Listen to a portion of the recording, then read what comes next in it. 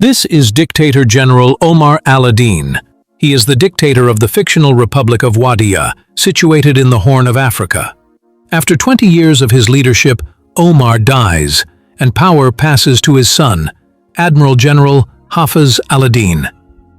General al-Din, just like his father, is ruthless, egotistical, immature, extravagant, and prone to executing anyone who displeases him.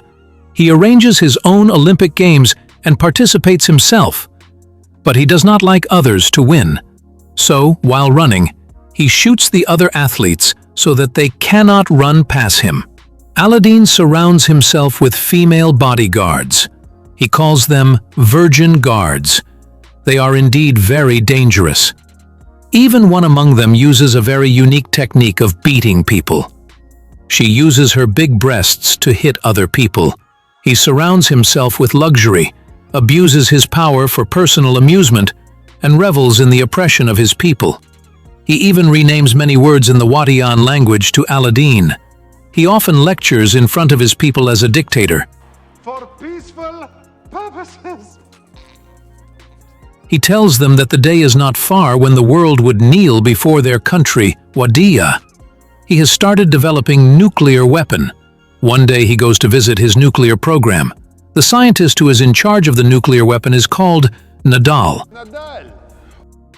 He round-shaped the head of the nuclear missile, but al-Din didn't like it. He wanted the head of the missile to be sharp. It is too round on the top, it needs to be pointy. So, as a dictator, he gave the order to execute Nadal. Al-Din often makes his body double. The imposter gets shot by al-Din's enemies, but al-Din does not even care about it. He laughs and says, "Now they are going to find another imposter." Every day, al-Din sleeps with different women. You now have herpes. He gives them some luxury gifts. To keep a list, he clicks pictures with every woman he sleeps with and sticks them up on the wall. But trouble comes.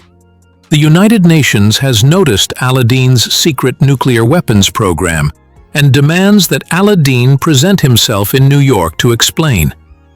Against his will, but pressured by his uncle and top advisor Tamir, al-Din flies to the United States to address the UN.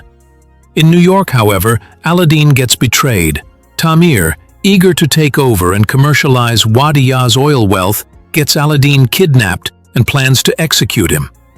But the executioner, however, botches the job. He leaves al-Din alive, but stripped of his iconic beard. He forcefully shaves his beard off.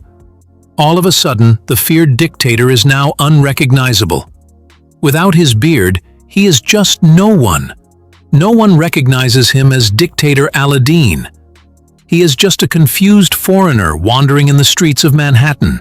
On the other side, Tamir thought al-Din is dead now.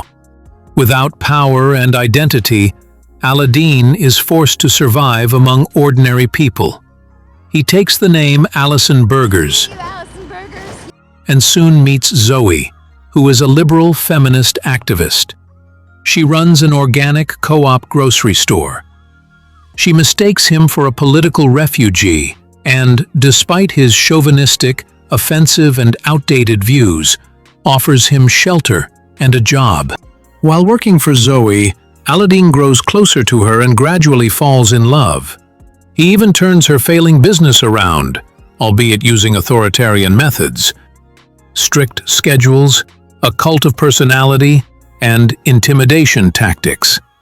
Yet, when he finally confesses his true identity, Zoe recoils, unwilling to be with a man guilty of so much cruelty. Meanwhile, Tamir gets to know that al-Din is still alive and plans to kill him. He sent that lady with the big breasts to kill al-Din, but somehow al-Din survives.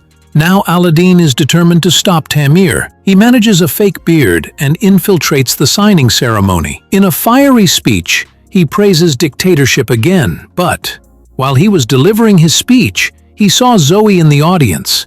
He is moved by Zoe's presence and promises to introduce democracy in Wadia while ensuring its oil wealth benefits the people.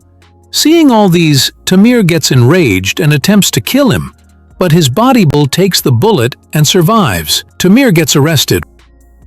1 year later, Wadia holds its first democratic elections, though they are blatantly rigged in Aladdin's favor, with tanks forcing citizens to vote for him.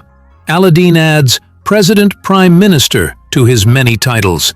He and Zoe marry soon. Later, Zoe becomes pregnant, and Aladdin, true to his character, responds by asking whether the baby will be a boy or an abortion. Are you having a boy or an abortion?